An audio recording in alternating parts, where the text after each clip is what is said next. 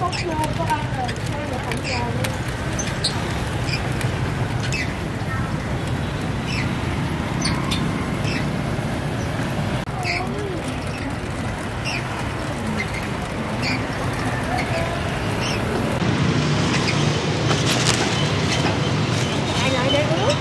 Mình xem mấy cái con này luôn ha, lát này nước tới cái của mình luôn.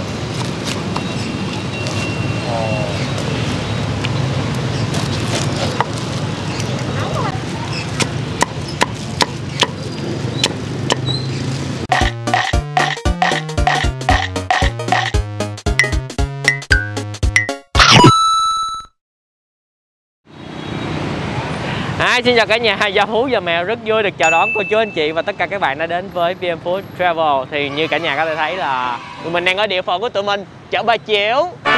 Và bây giờ là 1 giờ rưỡi trưa, đứng trưa nắng chang chang như vậy. Thì ngày hôm nay chúng ta sẽ đi thưởng thức một cái món mà nhiều bạn đã comment cho tụi mình lâu lắm rồi. Đó là món heo quay lá mắt mực. Một món ăn Tây Bắc ở ngay trong khúc giữa chợ Bà Chiểu. Thì mình đứng đây để mình chào cho thấy mọi người thấy cái cảnh chợ sinh hoạt thôi. Bây giờ thì mời cả nhà chúng ta cùng đi đến đó để chia sẻ và tìm hiểu, cũng như là mình sẽ quay đầy đủ cho mọi người cùng xem. Đừng quên ủng hộ kênh bằng cách like, share cũng như là ấn cái nút subscribe. Cảm ơn cả nhà rất nhiều. Nó xài dụng cụ mới nhìn nó hài hài. Cái mình đang xài là camera 360 độ. Chúng ta sẽ đi vào lòng chợ, xem cảnh sinh hoạt chợ cho các cô chú anh chị và các bạn ở bên nước ngoài xem ha.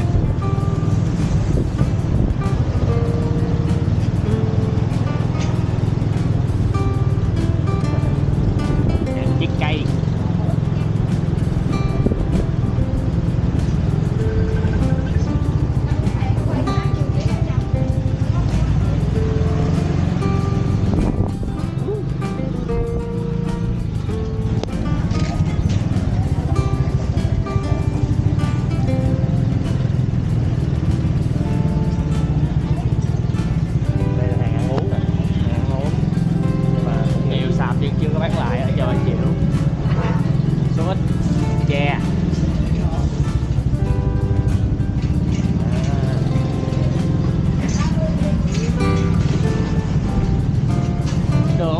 nếu mà chạy thì sẽ bị ngược chiều. Mình đi đường, nếu mà mọi người đi ở ngoài thì sẽ chạy lòng vòng. Nó quẹo ra lại đây ngay ngã tư Bùi Hữu Nghĩa, Tiệm Vàng Nhi Hồng. Vô mua vàng này, vô mua làm gì để mượn tiền. Quẹo, chúng ta quẹo qua đây là sẽ tới.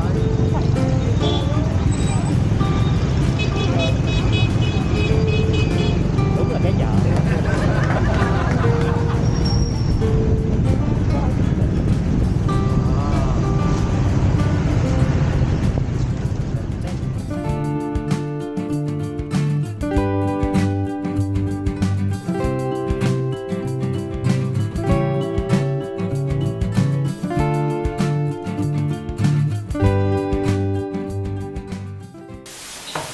Rồi, giới thiệu với cả nhà, đây là anh Nhã. Bây giờ chúng ta sẽ xem được các bước mà anh Nhã chuẩn bị bán cho ngày hôm nay. Đây là cái bước đầu tiên luôn đúng không anh? Đây là mình xào lá. Xào lá cho nó thơm. Dừa lá tươi hết ha. Lá này là lá mắt mật đó cả nhà. Có người thì gọi là móc mật. Lá này mắc không anh? Lá này nếu mà gửi xuống dưới này thì cũng tầm 60-70 một ký. 60-70 ngàn một ký. Tới mùa dịch thì nó cao hơn. Lá gì ha? Nó giống lá trà xanh nữa. Dạ đúng rồi. Rồi mới xào tí xíu cái mùi nó bay lên rồi. Cái này là cái gì vậy anh Nhã? Đây là cái gia vị mình ướp heo, mình pha nước vô để mình đổ vô đây mình xào cho nó thơm. Xào chung với lá. Mình cứ tưởng là chỉ xào lá không chứ. Cái này lúc mình ăn cái lá thì nó sẽ có gia vị, nó vẫn ngon. Coi như là cái lá này coi như là mình thay ra rau luôn đúng không? Mình ăn cái lá luôn đúng không? Đúng rồi.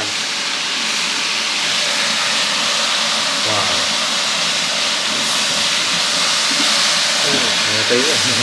Đã. Cái mùi này không biết miêu tả mọi người sao ha. Để coi nó giống như cái mùi xông vậy cả nhà. Mùi giống là xông hơi ở nhà. Rồi cả nhà ơi, bây giờ là anh đang như là gọi là sao ta? Anh đang rút xương ra. Rút xương hả? Ồ. Ở đây em thấy là có sườn, ba rọi ha anh. Đúng rồi. Với lại giò. Giò với bắp giò. Giò là coi như là đây là đầy đủ nguyên liệu đến bán buổi chiều luôn hả? Đúng rồi. Cái bên kia là ba rọi anh cắt ra làm xiên. Dạ. Cắt. À, một miếng bên kia là để làm thịt xiên. Rồi cái này là cái để anh một lát nữa anh sẽ mai anh cuộn lại hả? Đúng rồi. Ồ. Ủa cái này phải thường là đi ăn mà gọi là sườn cộng phải là cái này không ta? Đúng rồi. Cái này nếu mà người ta hớt cái sườn này không á, hớt cái thịt này á, người ta làm sườn cộng, người ta cắt cộng ha. À. Còn mình quay là mình lấy nguyên miếng. Dạ. Giờ anh rút xương ra xong là mai luôn hả hay sao? Rút ra xong rồi anh phải khứa đường này nữa. À cho nó thấm gia vị. Để anh ướp gia vị vô.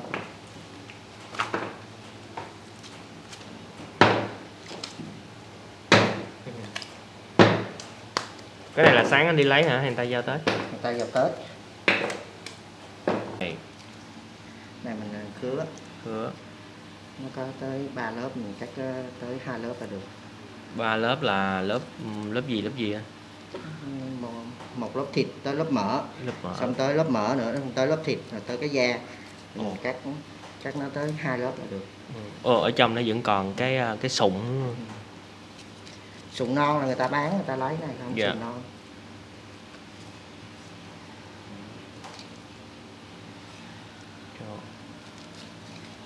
Công phu. Lần đầu tiên mình coi công đoạn này. Hồi trước thì hồi lâu mình có quay cũng heo móng mật nhưng mà người ta lại làm nguyên con. Cái này anh làm theo những cái tảng thịt. Rồi, sau khi khứa thịt xong bây giờ là anh bắt đầu ướp gia vị vô nè cả nhà. Một cái hỗn hợp mà Phu thấy là có chắc là ớt rồi sả. Có sả không anh? Có sả. Có. Sả có. Giống sa tế. Cái gia vị này là coi như là anh cũng là theo kiểu Tây Bắc luôn đúng không anh? Đúng rồi, có mắc khế hạt giỏi là đủ. À, mắc khế hạt giỏi. Nguyên liệu này là luôn có. Bắt buộc đó. Nó thơm quá ha. Cái mùi như mùi mắc khế, mùi hạt giỏi. Mình ướp theo cái chẻ nè. Bây giờ cái chẻ ra thấm này.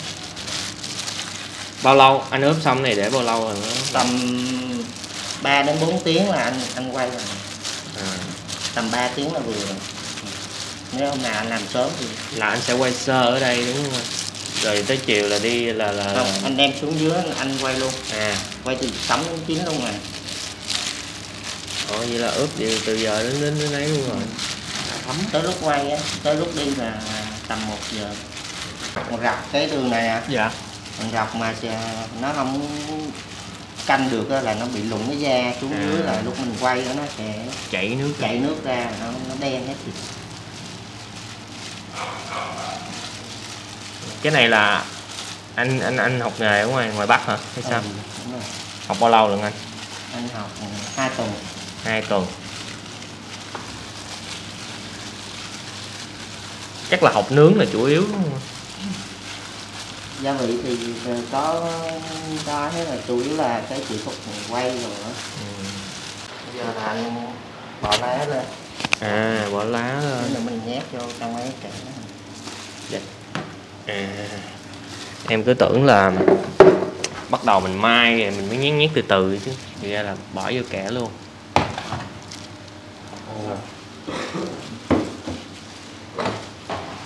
Cho nó vô kẻ nè. Thì lúc mình quay thì cái tinh dầu của cái lá nó ra, nó mới thấm ra cái thơm được.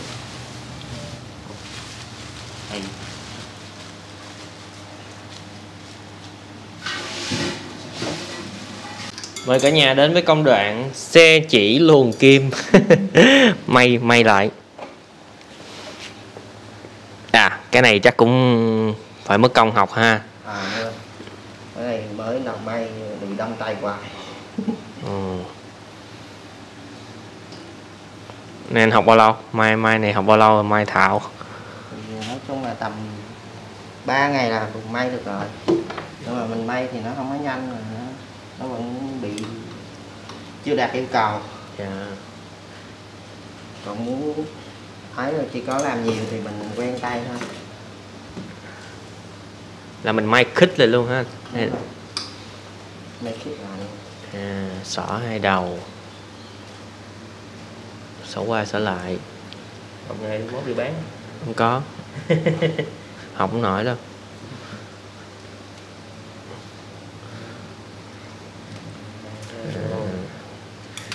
Dạng đi theo kiểu zigzag.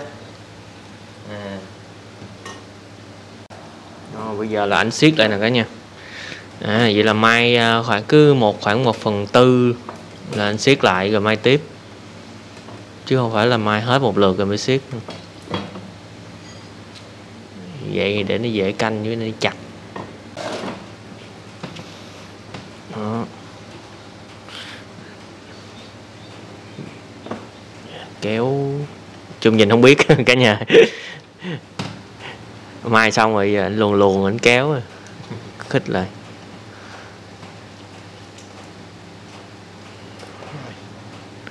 Rồi giờ mai tiếp. Không nhìn thì không có biết ha cả nhà. Bình thường mình thì thấy cái món này mình cứ nghĩ là là có cái cuộn gì thôi, đâu có biết là mai lại đâu. Tưởng là nguyên một cái cuộn giống như người ta rút xương rồi cái chỉ chọt cái cây qua thôi. Công đoạn này lâu nữa. Rồi ảnh may xong rồi nè cả nhà. Bây giờ là ảnh siết lại nó chặt. Đúng rồi, siết. Hồi nãy siết tay không thì nó đau lắm, cái dây này siết tay không nó đau. Phải có cái bao tay mình siết nó siết nãy mình siết chặt rồi bây giờ dư ra khúc. Cái này là phải coi như siết khích luôn đúng không? Đúng rồi. Nó hở thì sẽ sao? Nó hở thì nó sẽ bị chảy nước ra, lúc mình quay nó sẽ chạy theo cái đường này nè. Nó cứ chạy nó nhìn nó bị cháy, nó không được.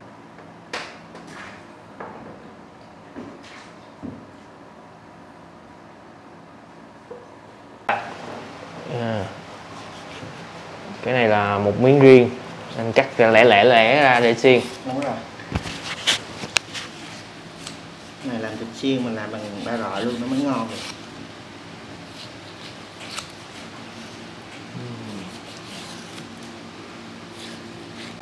Rồi ba rọi này anh có phải lạng bớt cái gì không? Thì cái nó thường ở khúc này nè, nó có mỡ nhiều thì mình sẽ cắt bỏ đi, cắt bớt mỡ đi. Còn cái khúc dưới này nó vừa thì mình đấy, ví dụ như tới đây mình cắt. Hơi mỡ đi xíu, này bỏ mỡ luôn. Mỡ thì bỏ nhiều quá bỏ bớt. Đây, em đoán coi, cái thùng này chắc là nước muối đúng không anh? Đúng rồi, cái này là anh gạt anh quay. Dạ rồi. Anh ấy xuống là anh coi chừng gian. Quay có kinh nghiệm, biết cái này nước muối. Bữa quay bánh canh cua á.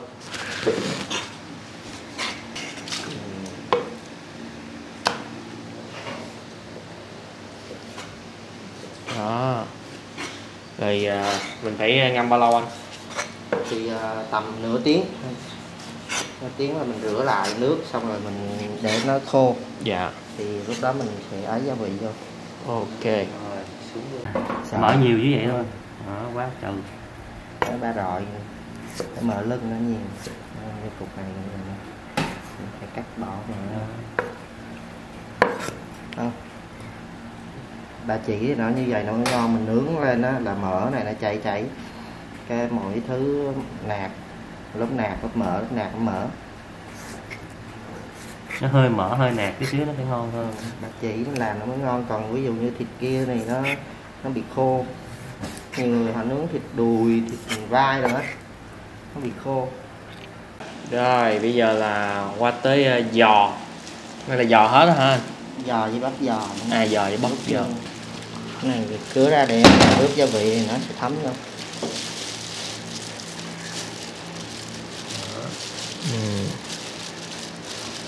Ủa cái này là người ta có rút một phần xương ra lọc luôn không Đúng anh? rồi, rút hết rồi, còn cái dưới này là cái móng giò mình không có rút được. À dạ. Cái này mình lấy về mình rửa rồi mình để sáng giờ nó ráo rồi mình ướp thôi.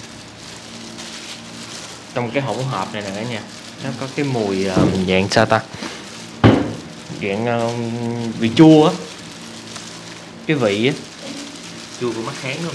Đúng rồi, chắc vậy. Đó, nhìn ra cái giò đó, trồng vô đó.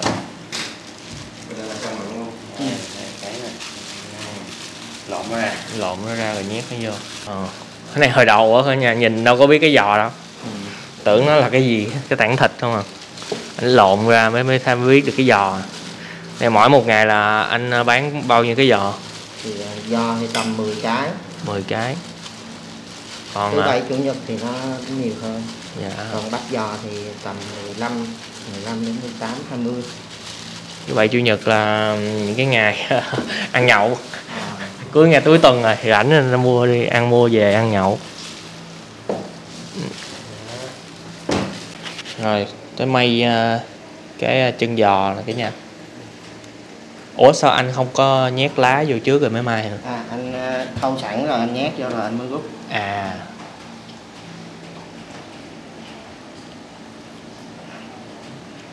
Rồi nhét lá đó, nhét lá vô.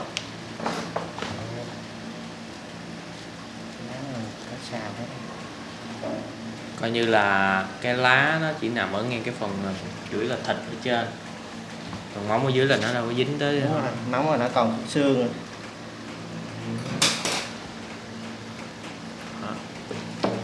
Siết lại.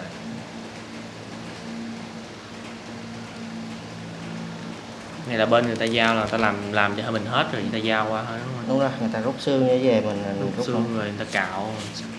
Nói chung là họ giao nó vẫn còn lông, nhiều cái nó còn lông mình phải cạo.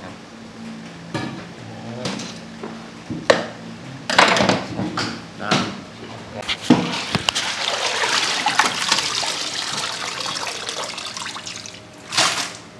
Là cái này xong mà để ráo là ướp cái này vô. Đúng rồi, mình ái qua đây mình rửa lần nữa rồi mình sẽ cho nó vô cái khay kia là mình ướp. Rồi. Quá trời công đoạn. Mọi thứ mình xem tí tí thôi.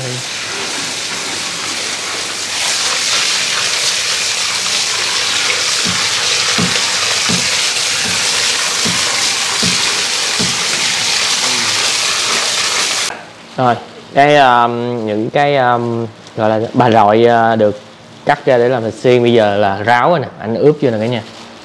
Nhưng mà em để ý hình như là cái này em thấy nó lợt hơn cái kia đúng không? Đúng rồi. Cái này mình nướng nó sẽ lúc nó sẽ lên màu vàng, cái màu của nó xá xíu á. Nó còn cái kia sao? Cái kia em thấy cái màu nó đậm hơn. Cái đó thì anh bỏ nó nhiều hơn một xíu. Là do vậy hay là do tự anh lỡ tay? Không phải, do cái này là mình nướng nó sẽ là lúc mà nó cũng dính lửa nhiều hơn. Còn cái kia là nó mặt trong. Nên cái này mình làm lợt hơn thì lúc nó chín vàng tới thì nó sẽ lên cái màu đẹp hơn. Dạ.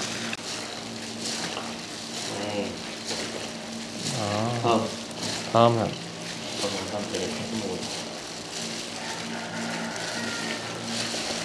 Mà mùi thơm nó ngộ. Không biết miêu tả sao. Mùi Tây Bắc các bạn. Mùi Tây Bắc đó. Nó vừa có cái mùi nồng nồng, mà mùi chua chua, mùi thơm thơm. Vô hết luôn.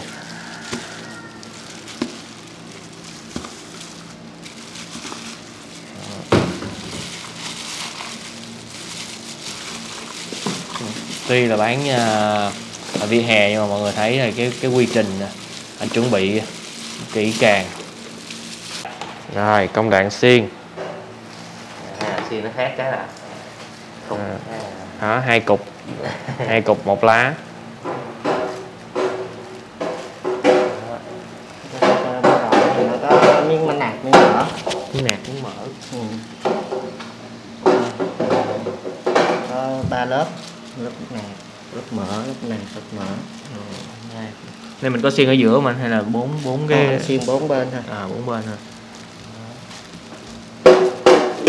Ủa vậy bình thường cái giữa là mình để mình quay thôi, cái cây để nó quay nên mình không có xiên.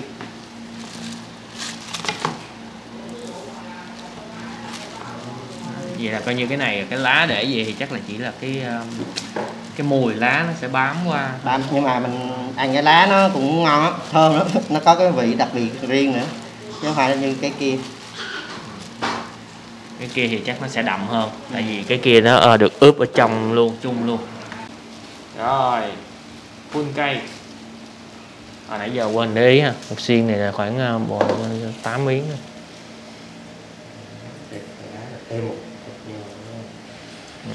Hai ba lá, nãy nhìn lộn con lá. Rồi xong chốt cầm lên. Vậy chúng ta đã xong hết tất cả các công đoạn. Bây giờ chúng ta sẽ quay lại địa điểm chính, đó là địa điểm bán của anh gần nhà mình.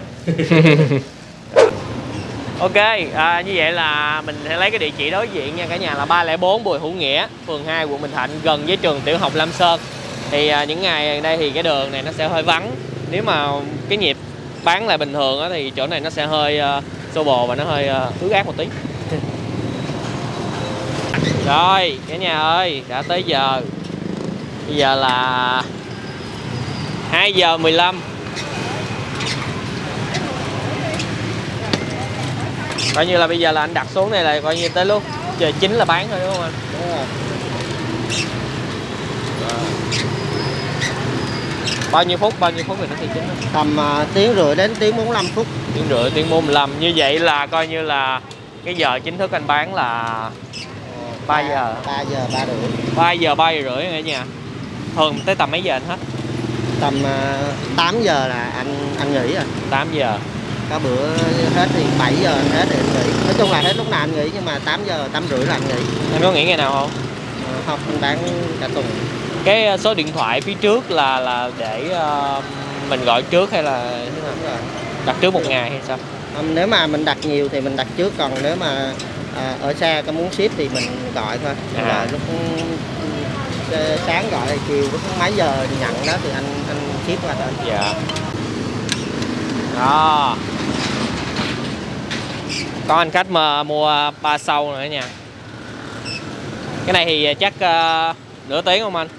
Nó tầm 15 phút là đến 20 phút là chín, tại nó nhỏ, cục nhỏ. Đấy. 3 xiên không đủ là chơi luôn 4 xiên.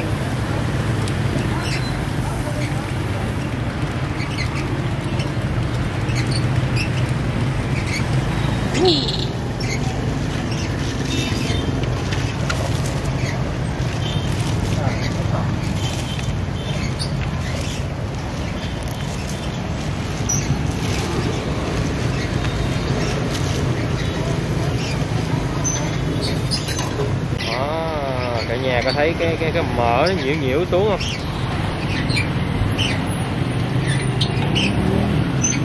Quá đã.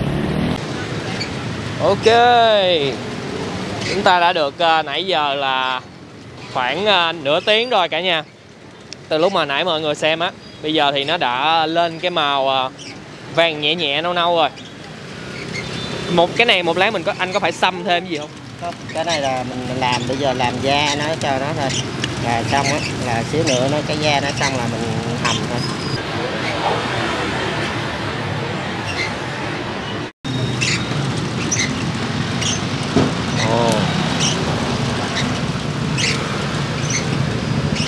Đó. Trước mặt mọi người đó là món heo quay Tây Bắc, đang là một món ăn đặc sản của Lạng Sơn.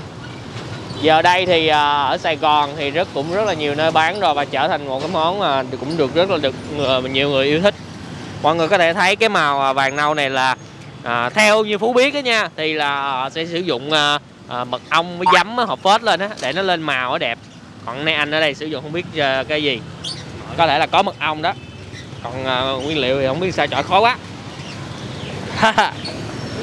Như tiên núp vậy đó. Né nãy giờ thấy không? Ồ, cái này đã lửa lớn nè.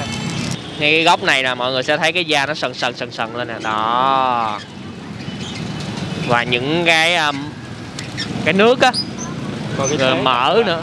Ủa ngồi vậy giống thùng pizza vậy. Giống thùng pizza vậy ông.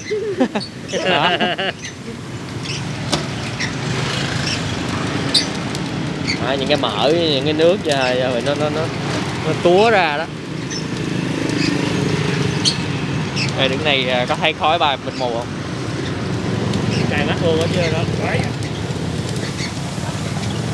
Vậy là này còn khoảng 15 phút nữa không anh? Hơn nửa tiếng. Ý sao cái giò này ngộ quá. Nó bị ra nước. Bị ra nước nè. Nó thành một cái vòng tròn luôn nè. Đó. Như vậy là coi như là cái mà mọi người đang xem là cái mà hồi sớm mình chia sẻ là phải học cái kỹ thuật quay. Thì khi mà đến một cái giai đoạn thì cái giai đoạn này là cần phải điều khiển với lửa nè, thích ứng với lửa để cho cái miếng da nó sần giòn đều. Theo Phú nghĩ là như vậy. Anh phải vô cái thế đúng, anh xoay, anh canh thì kỹ thuật bia.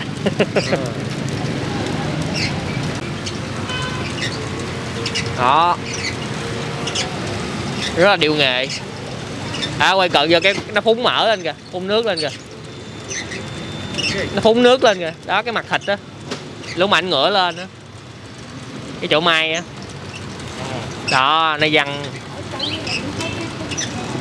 Không biết mọi người có nghe không chứ Phú đứng ở đây có nghe có những cái tiếng nổ da nè. Đó, nổ lầm bột.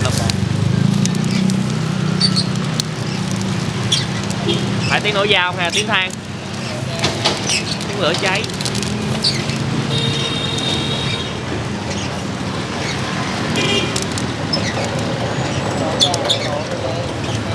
Đòn nào là nhìn hấp dẫn hơn ta?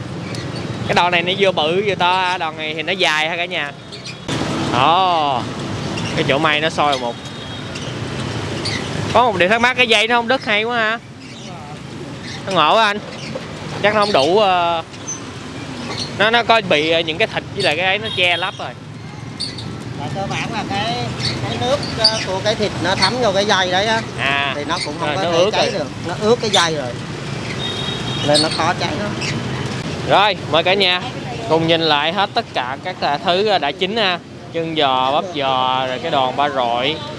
Mọi người cũng có thể để ý kỹ ha, cái như ảnh nói chia sẻ lúc đầu là cái màu xá xíu đó, nó lên màu từ từ rất là đều đẹp chứ nó không có sậm màu quá. Trinh chia sẻ giá từng loại cho mọi người nắm nha.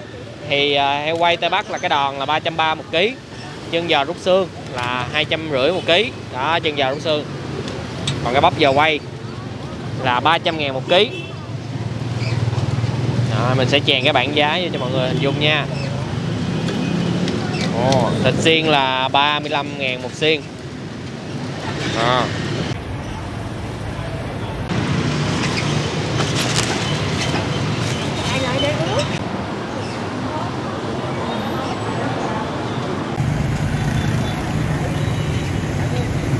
Rồi khách tới cả nhà ơi, mình xem mấy cái con này luôn ha, lát này mình nước tới cái của mình luôn.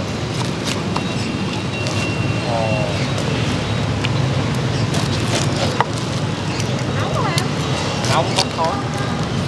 Có hả? Dạ. Tên gì vậy? Em Food.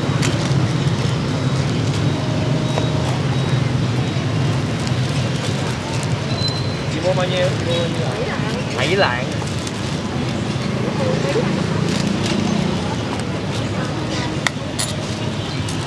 Vậy là cái này là chị ăn là thứ mấy rồi? Thứ 2, 3 gì? Thứ 2, 3. Thường là chị mua cái đòn này hả? Chị không có mua chân giò, bắp giò hả? Không. Vậy thì mua 7 lạng luôn cả nhà.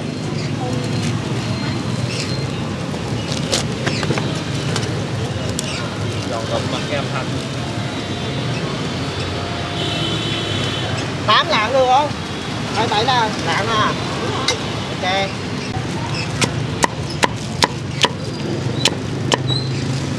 Nó đã bị văng một mỡ. Phải mỡ chưa?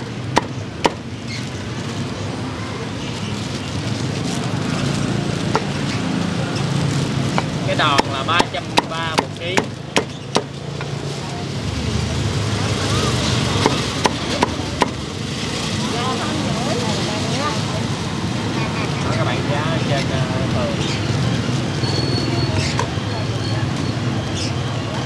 hỏi.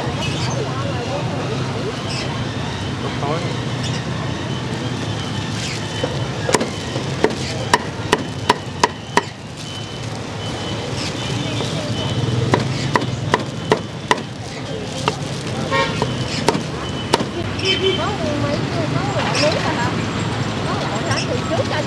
Ok, bây giờ là cuối cùng cũng đã tới của mình. Thì cả nhà ơi, chân giò là anh bán nguyên một cái luôn nha. Chỉ có cái đòn với lại cái xiên á thì mình mới bán lẻ thôi.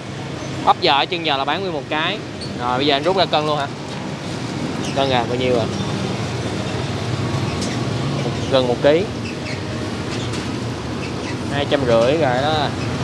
Nguyên cái cắt ra luôn. Đó. Đã mua một cái chân này và vài lạng thịt kho rọi với lại thịt xiên. Chân mãi cũng đến giây phút này rồi cả nhà ơi. Hôm này lấy âm thanh thịt thôi, không lấy âm thanh mình nữa nha.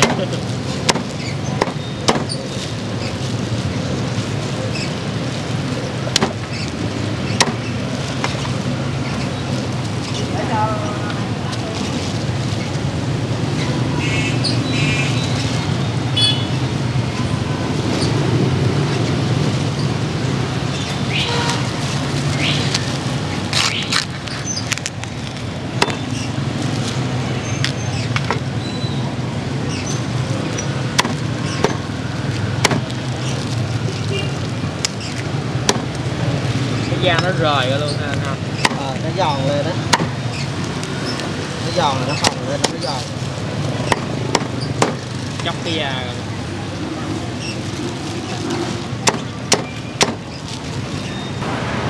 Đó.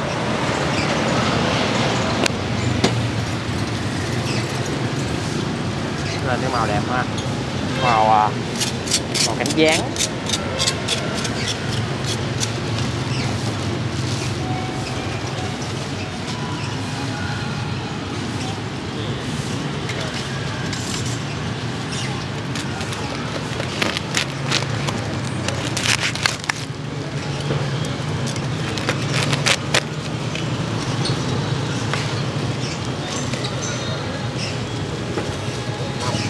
Nóng quá ha. Đeo bao tay mà. Đeo bao tay cũng nóng.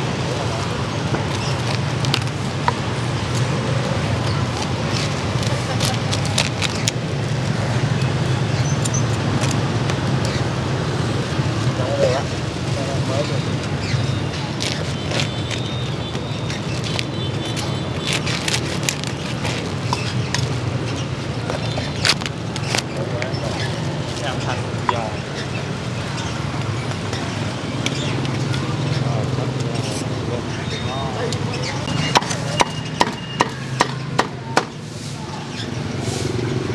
Lên hộp luôn.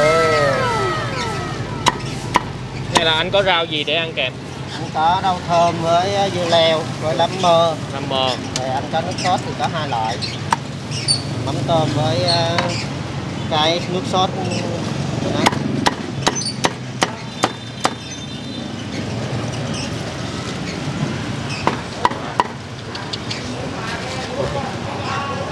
Mồi nhậu bán đi. Mấy bạn nào gọi là đệ tử Lưu Linh.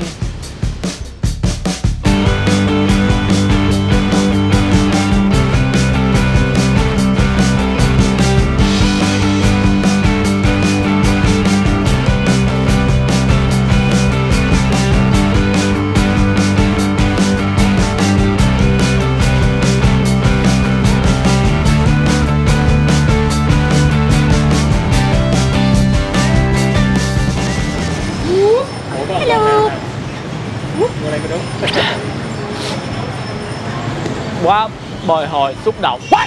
8 giờ sáng, bây giờ là 4 giờ rưỡi chiều thì cuối cùng chúng ta cũng đã được ăn. Thì Phú Mượn ở một cái trong chỗ trong chợ ngồi luôn, chơi ăn bò ngủ bụi trong chợ luôn. Rồi Gia Phú và Mèo xin mời cả nhà, cô chú, anh chị và tất cả các bạn chúng ta cùng thưởng thức món heo quay Tây Bắc. Rồi mình thử cái miếng thịt xiên trước nha. Ồ, cái miếng này phần thịt nhiều à. vẫn có một lớp mỡ xen vân xen đây. Ăn không trước.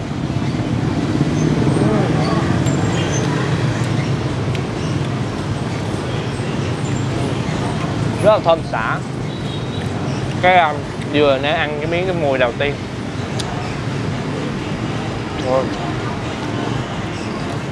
Thấm, béo nhưng mà không ngấy. Chấm cái thử nước sốt này nha.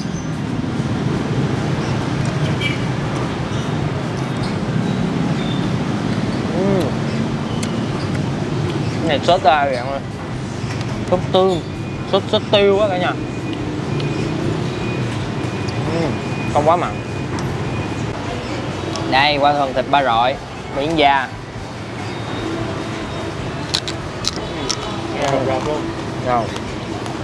Nó giòn nhưng mà cũng hơi có một cái độ cứng cứng nhẹ. Giòn. Hơi cứng cứng nhẹ. Cẩn thận. Mặn với lá mơ và chấm mắm tôm.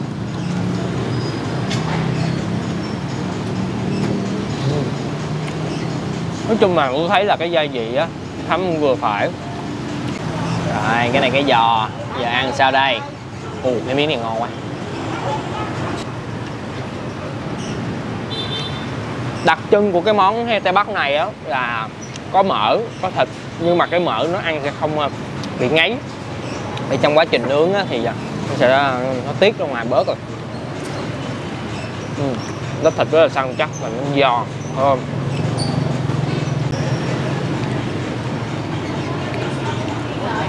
Khẩu vị của mình á, thì mình thích đậm hơn, nó thơm hơn. Thì nãy ăn thì nó nằm ở là cái ăn nước, nói chung là vô vị, không quá mặn cũng không quá ngọt. Đó. Cái mùi lá thì nó cũng thoang thoảng. Đây, cái chân giò, mình ăn cái da chân giò nè. Cái mắm tôm nha.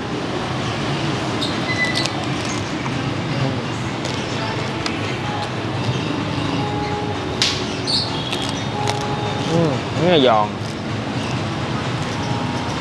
Vừa giòn tới quá. Có thơm mùi khói nữa.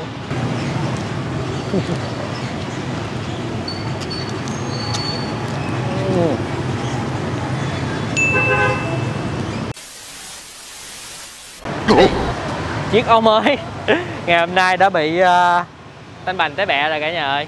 Rồi như vậy là ngày hôm nay tụi mình đã gửi cho cả nhà nói chung là khá đầy đủ về cái món heo quay Tây Bắc này. Về đánh giá tổng quan Phú thì với khẩu vị cá nhân của mình thì mình thấy ăn cũng ok. Cái mùi Tây Bắc á, nó sẽ không có quá nặng mùi, nó rất là thoang thoảng thôi. Mình nghĩ là chắc là anh tính toán để gia giảm để cho sợ nhiều khi người Sài Gòn mình ăn nhiều khi cái mùi nặng mùi quá sợ ông không quen.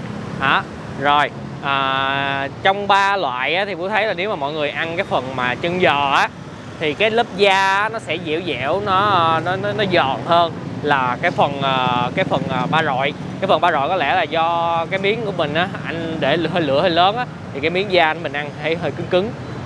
Gia vị thì ướp vừa phải để chấm vô cái sốt là mặn rồi vừa, chứ nó cũng không có quá là mặn, mình chấm thêm nữa thì nó ăn nó mặn lắm. Rồi cảm ơn cả nhà đã dành thời gian xem clip từ nãy đến giờ nha. Đừng quên một món ăn ngon sẽ ngon hơn nếu chúng ta thưởng thức cùng người thân, bạn bè và chia sẻ nó với tất cả mọi người. Xin chào và hẹn gặp lại cả nhà những hấp dẫn kế tiếp.